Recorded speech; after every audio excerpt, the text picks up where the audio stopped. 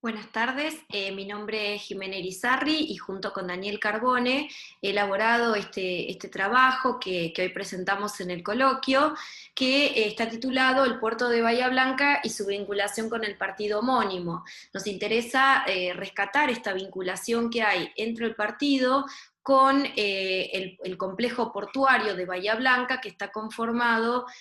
por los puertos de Ingeniero Guay, Puerto Galván y Puerto Cuatreros, y después también el puerto de Cangrejales, y esta vinculación verla a partir de los documentos públicos que se han elaborado que están conformados por las planificaciones urbanas. Es decir, nos ha interesado ver cómo se da esta vinculación entre ciudad y puerto a partir de estas distintas planificaciones que se van dando, sobre todo a partir de 1971,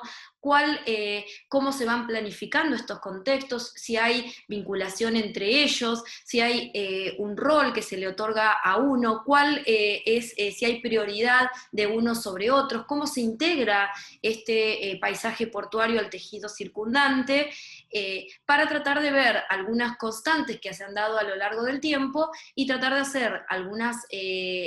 planificaciones o plantear algunas ideas en pos del futuro y de las nuevas dinámicas que va teniendo el partido, ¿no? Hemos tomado entonces el partido de Bahía Blanca, que está conformado por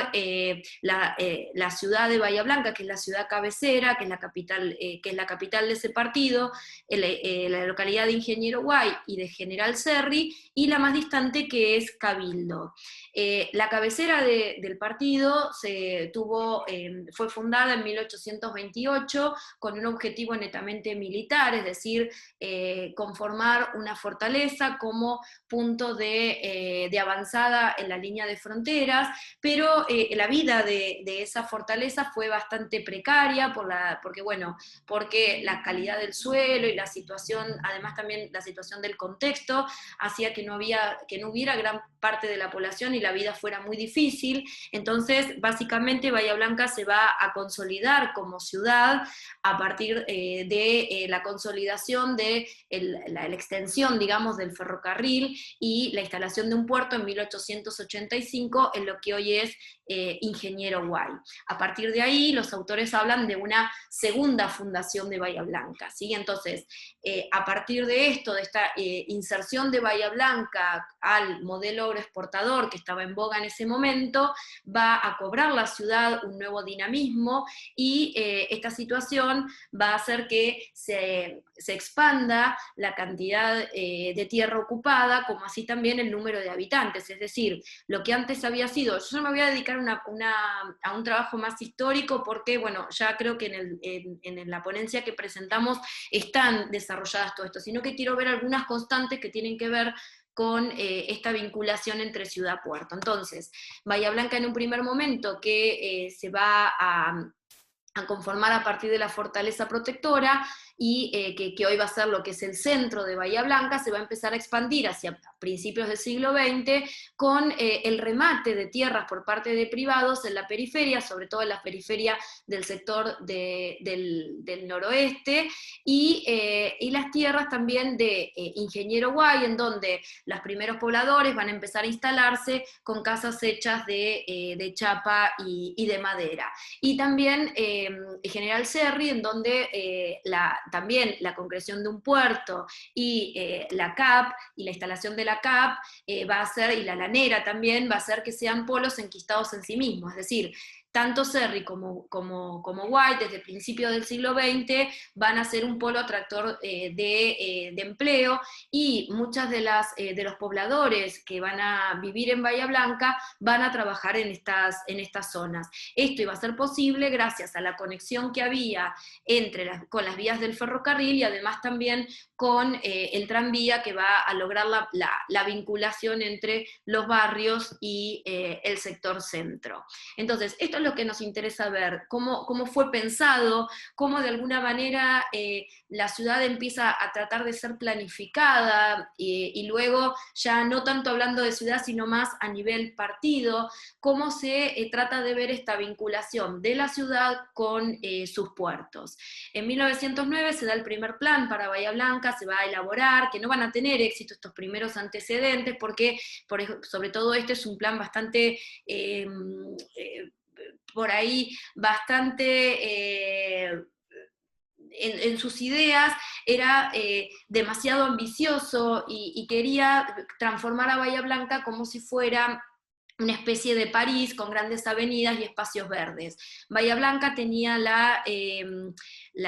gran característica u originalidad que va a ser una localidad que va a estar enquistada entre lo que es el arroyo Napostá y a su vez también las vías del ferrocarril que van a atravesar gran parte de casi todo el territorio. Entonces, en estos planes lo que se ven es esa problemática. En el de 1950 va a participar un ordenador ferroviario. ¿Por qué? Porque esta extensión del ferrocarril y del puerto van a hacer que de alguna manera, y también la presencia del arroyo Napostad, hace que sean barreras de expansión de la ciudad y que no permitan un buen dinamismo. Y para la ciudad, esta extensión de las barreras, y sobre todo cuando empiecen a aparecer los primeros automóviles, va a ser un problema. Entonces, en general, estos son los problemas que se ven en estos primeros antecedentes, pero que van a continuar en los distintos planes que se van a dar. A manera muy sintética, podemos decir que en 1971 se va a dar el primer plan de desarrollo, plan de desarrollo urbano para Bahía Blanca, que va a estar coordinado por Sarrail, en un contexto en donde era necesario pensar al partido como cabecera regional del Comahue, es decir, tratar de ver o de pensar y de planificar a largo plazo en cuanto a las características que estaba teniendo Bahía Blanca en ese entonces, como era el bono oleaginoso, además también las transformaciones frigoríficas y la gran cantidad de trabajadores y de trabajo que se daba en el sector terciario, hacen que se piensen a Bahía Blanca en ese sentido, es decir, bueno, se empieza a ver una ciudad industrial, una ciudad terciaria, y a su vez también la necesidad que también aparece en este plan de pensar una ciudad que también sea industrial. Empieza a aparecer la instalación del polo petroquímico, entonces esta necesidad de ver, bueno, qué función va a prevalecer sobre otras. El objetivo de este plan era idear ese desarrollo y pensar a Bahía Blanca con todas estas alternativas. Entonces, lo que se veía era que las vías del ferrocarril complicaban el desarrollo de la ciudad porque eran gran parte de la extensión, una ciudad que tenía problemas habitacionales y porque había gran parte de la gente que no tenía, o de los habitantes que no tenían acceso a las tierras. Entonces, ver cómo esa cantidad de tierras fiscales podía ser utilizada de manera habitacional, y también el gran problema que ya aparece, que ya estaba en los planes anteriores, esto de vincular Bahía Blanca con el mar. Bahía Blanca de alguna manera había estado vinculada a partir de la playa en Puerto Galván, pero ya se había perdido por los sucesivos dragados. Entonces, bueno, planificar esto y pensar esto. Lo que va a hacer Sarrail es pensar en un eje que iba desde norte hacia sur, que recorría toda la ciudad, y a partir del código de zonificación ir viendo los usos de manera equilibrada que se le podían dar a esas tierras, para ir queriendo ver la ciudad que se quería planificar, acompañados de políticas habitacionales y además también de la utilización de terreno fiscal.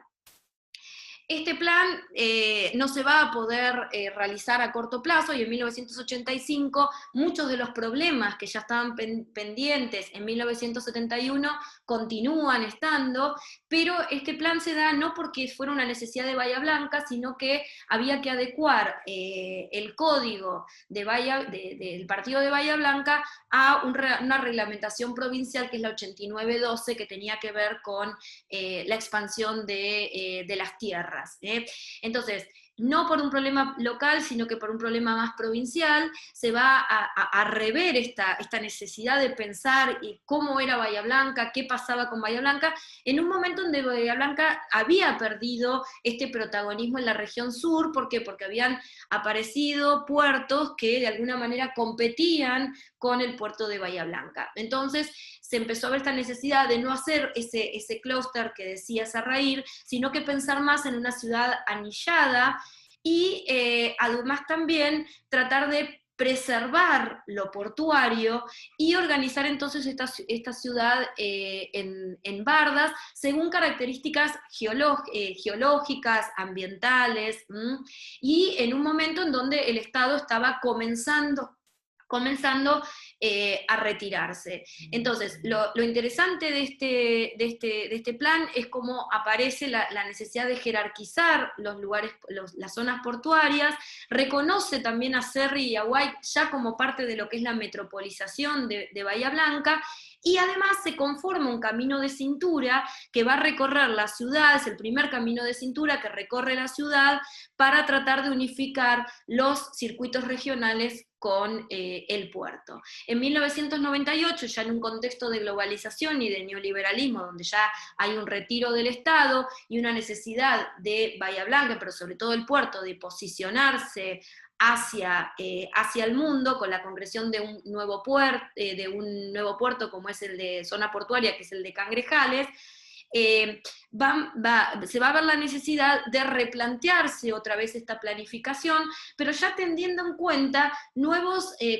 conceptualizaciones del 90 que son muy típicas, que es el tema productivo, la gobernabilidad política en un momento de mucha crisis económica y social, y la necesidad de valorizar la zona costera, algo que venimos hablando como problema de Bahía Blanca y su vinculación con el puerto. Entonces había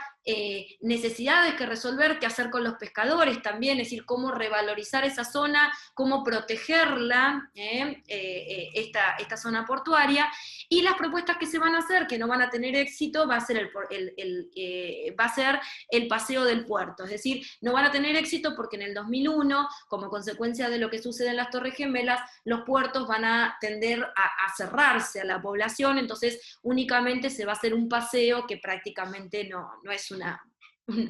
una vinculación muy fuerte entre ciudad-puerto, ¿no? Pero sí va a tener éxito esto de tratar de fomentar esta ciudad dual